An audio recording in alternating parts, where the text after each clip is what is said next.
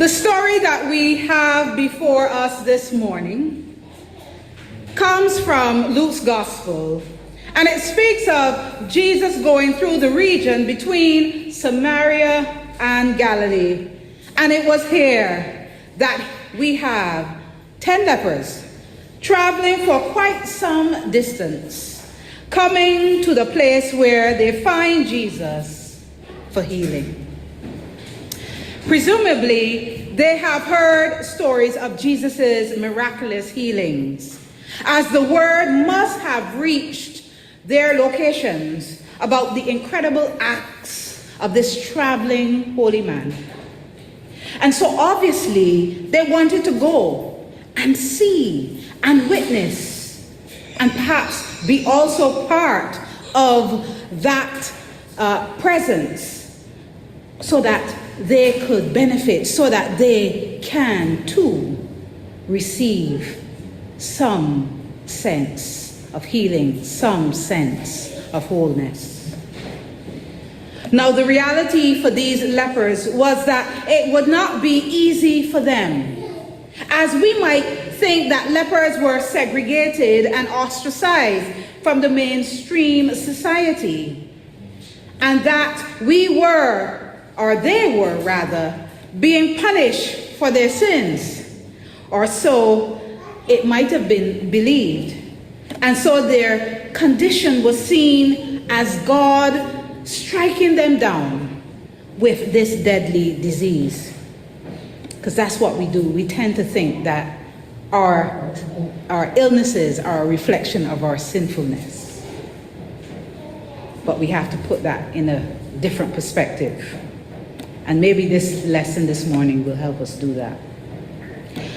Back then, there were strict rules about where they could stand and how they could present themselves in the public eye. This is the lepers we're talking about here. And if you take the time, just read Leviticus chapter 13 and Numbers 5, which gives us a hint of the specific requirements they would have had to fall under. I think it is about 50 yards distance, something to that extent. And this is why in Luke's story, Luke's gospel reading, you hear that statement being made, keeping their distance. That's why, because there was a rule. There was a particular length or space they had to keep. And that is therefore why the lepers, because they kept their distance, they had to call out to Jesus, where they said, "Jesus, Master, have mercy on us." And then Jesus saw them. So many people would have looked at them and judged their appearance. They might have stared at them. I think that's the typical response when you see someone who doesn't look like how we think they should look. They may have turned away in disgust at what they had seen even. But Jesus saw them, which is to say to us that Jesus looked beyond their exterior presentation and beyond their disfigurement. And he saw them for who they were, with all the beauty that was within them individually. And yes, indeed, friends, Jesus the Nazarene saw them. Don't worry about her. It's a she, right? It's a she? Let her run around. We don't get to hear these voices all the time in here. All right? So let her be her. Indeed, friends, Jesus of Nazareth saw these lepers. Just as he sees you, he sees me, he sees her. And then Jesus said to them, "Go and show yourselves to the priest." In other words, he was giving them an instruction for which they either could have obeyed or not. Now, when a leper was cured in those days, so I'm going to give you a little history behind it now.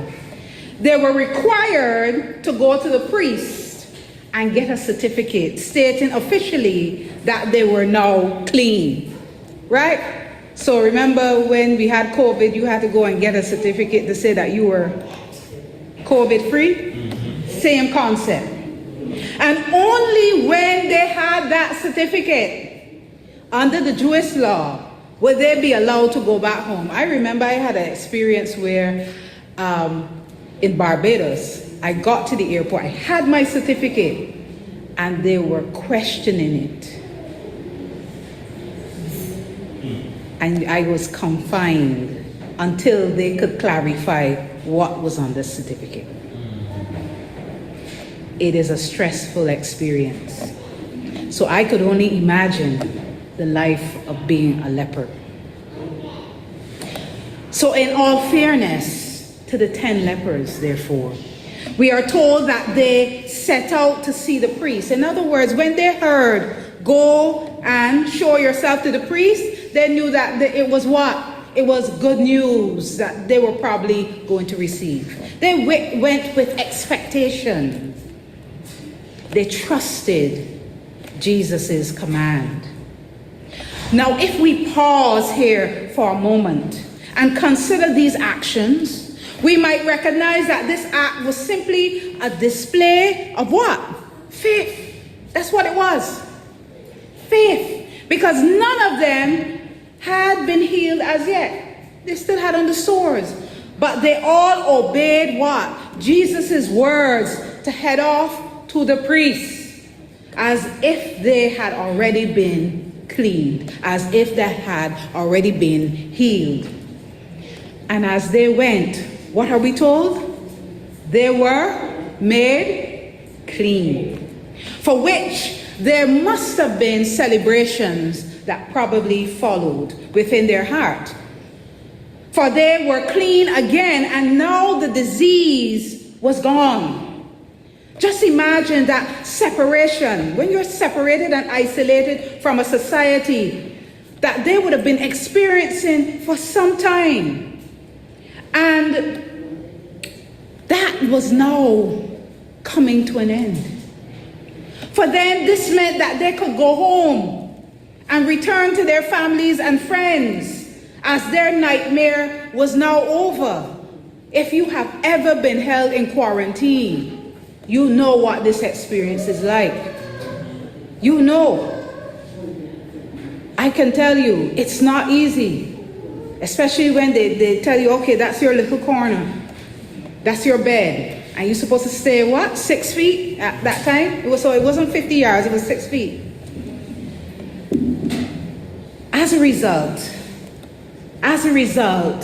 of this change in their lives, the very thing which would have bonded them together as a unit, because remember, it was 10 of them, and they had something in common. What did they have in common? The same illness, the same physical appearance. That was no longer their situation. And so they were now set free to go on with their lives, to go on with whichever direction they wanted to go. So they were given freedom. The company of ex-lepers, if we want to call them that now, because they're healed, had now been split up. And we are left to ask, therefore, or answer 2 questions. First, what happened to the other 9? Because remember, at the end of this story, what did it tell us? Only 1 came back, right? So what happened to the other 9? Where did they go? And then the second question I'm going to ask, why did the 10th leper go back and say, thank you? Thank you. So just journey with me for a while to unravel these 2 questions. All right? That's okay? That's okay. All right. Now, in answering the first question, let us be careful and not read into the passage of something that simply was not there. For there should be no reason that we should believe that the 9 lepers who did not go back to Jesus were in any way rude or ungrateful, as the text does not say that, does it? Did you read that in the text? I didn't see it. In fact, I am sure that they would have felt indebted to Jesus, for he had transformed their lives and restored them to some degree of what? Wholeness. And after all, they had followed his instruction to go to the priest. And the rest is what? Is history. They were healed. The truth is that rather than standing in judgment over these 9 lepers and harboring thoughts in our hearts that they were ungrateful, perhaps then we should show some grace and rejoice with them. Meaning we should be happy that all 10 were healed. And that it didn't really have to be us pointing out, well, why did they not come back and only this one? One thing is for certain at this situation is that we cannot underestimate the joy and delight that these lepers would have felt after being healed. Their lives would have been transformed because of this change, a change that would now restore them to community, that community that they were already separated from in prior time. So perhaps in this sheer moment of wonder and this sheer moment of delight, they might have been so caught up with the experience. When something good happens to you, sometimes you just are so glad for the moment that your faculties aren't exactly where they're supposed to be. And so they may have been caught up with the transformation, the miraculous transformation that they would have simply not thought on returning to say thank you to Jesus. Let's just give them the benefit of the doubt. So let us not infer that these healed people had an ungrateful spirit, for that is nowhere in the text. And I am not even sure that even if it was, should it even be the top of our considerations? But the real point is this, and that is that there are many people who do not come to Jesus each week. You know that? Just as there are many people in our community who do not come to worship God. That's also a fact. And I am quite sure that their actions have nothing to do with a spirit of being ungrateful. But in reality, what the main issue may be as to why they are not here is that they may not be equating the blessings of their lives with the grace of God, who is our provider, just as he is our creator and our redeemer and our sustainer. And so if we begin from a more supportive perspective, we may get to realize that the way we do mission as a church and the way that we do any form of evangelism must be changed as we start to look at the things from a different perspective, a different position, acknowledging the good intent of those who are not in relationship with Christ. You see, friends, the absolute truth is that expressing gratitude is often more complex than it first appears at a glance. And the text does not help the circumstances, for we do not know where the 9 lepers went. Neither do we know whether or not the community that they exist in, whether they are one that stands with the teachings at the premises of God. But I am sure that Jesus knows where they are. Just as God knows those who are seeking, just as God knows those who are confused or preoccupied, just as God knows those who are desperately longing for something more and just maybe too busy providing for their families or doing whatever else occupies their time. In other words, persons may not be here because they're just doing what we call it now, the young people say, adulting, right? They're at work. Or they may sincerely be not well.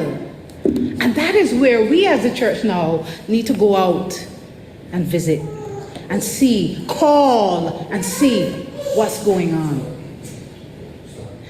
Friends, what really matters here is that Jesus knows where they are. And Jesus will seek them out in his own time. So that this situation with the 9 should not preoccupy our time.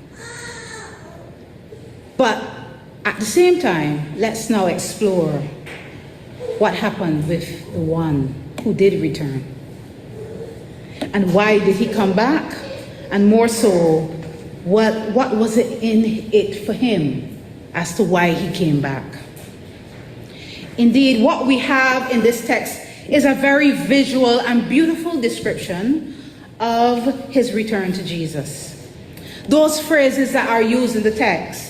He praised God with a loud voice after being silenced to shame by his disease for so many years, perhaps.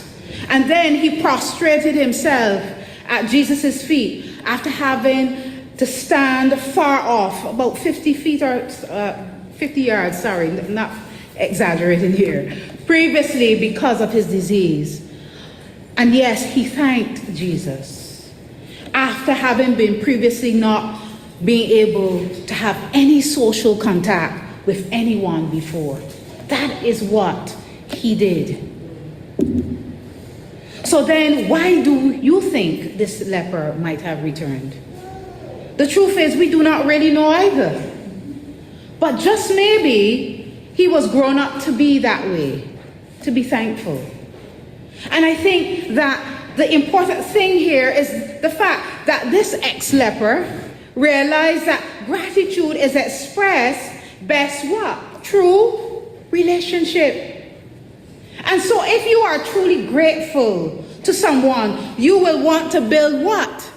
A relationship with them. Which is probably why the ex-leper returns to his healer, returns to the Redeemer. And he did so to utter the words, what?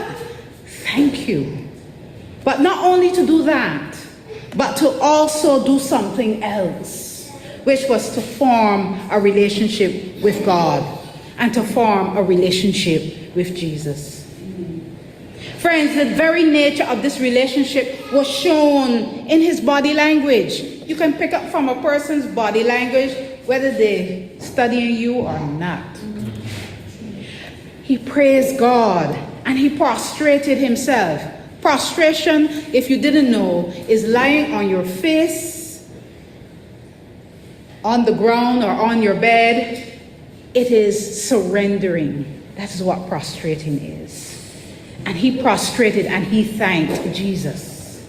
In other words, the leper was demonstrating that his relationship with Jesus, the healer, was one of utter dependence. He depended on Jesus. He depended on God. And so the ex-leper simply desired more than anything else for a deep intimacy with Jesus, to be portrayed through his love and his respect for God. And yes, perhaps this is a lesson for us too. As it is one thing to offer words of thanks to God for what he gives us, but then the very calling to serve in this Christian life goes beyond just saying thank you. We can get up and say thank you every morning. Okay, what are you going to do with all of that gratefulness now? For it actually invites us to seek after this kind of intimacy with Jesus, some of which is often expressed through the rituals, the practices, the things that we do in worship, which of course may be expressed in the prayers we say, or the sharing of the Eucharist, or the reserved sacrament, or even the singing of hymns. In other words, my friends, when we engage in these actions, we should use them not as a means to an end. In other words, we don't do it because, well, that's the order of service, so we just follow it and we go home and life goes back to normal. No. The act of worship is an opportunity to express your thankfulness, your gratefulness. And this is one way in which you can establish that deeper intimacy with God, through which we will find ourselves rejoicing in our healing, while as well acknowledging our dependence on God. In the end, it is good to admit the truth, which of course is to recognize that gratitude is not an action, just as gratitude is not simply something we do. But in essence, gratitude is your state of mind, and it is a way of your being. So your mind and the way you carry yourself, the way you operate with people. Which means that just as the leper was transformed physically, emotionally, and socially, so we also have to experience the same thing.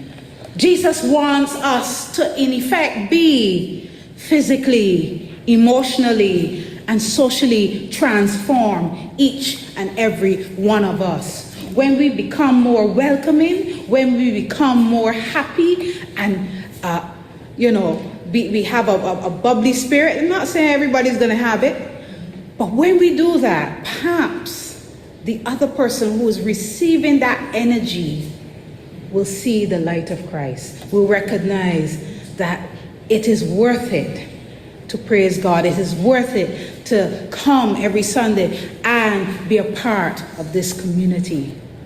It's how we carry ourselves.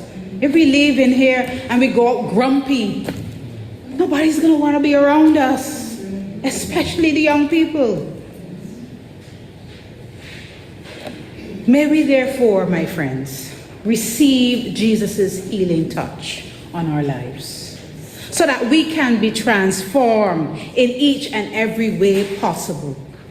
And may we come to Jesus and proclaim with the 10 lepers, asking for Jesus to have mercy on us and for us to receive the healing that we need so desperately.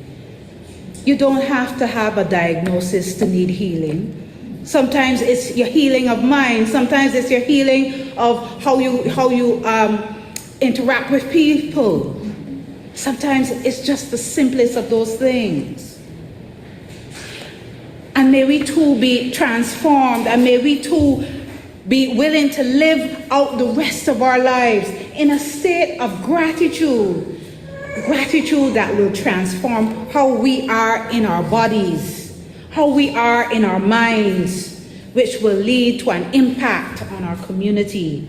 So God's name will truly be glorified in us and through us. And may we believe in the healing power of Christ. You believe in the healing power of Christ? Yes. May we believe in the healing power of Christ, which is brought to us through the reserved sacrament and through other means within our act of worship. And that we have an opportunity to gather and share together in unity. And may God prepare our hearts to meet with Jesus and to hear those restoring words that we have heard in this gospel reading. Get up and go on your way. Your faith has made you well. My friends, get up and go on your way. Not right now, when the service finished. Get up and go on your way, for your hope, your faith has made you well. Amen. Amen.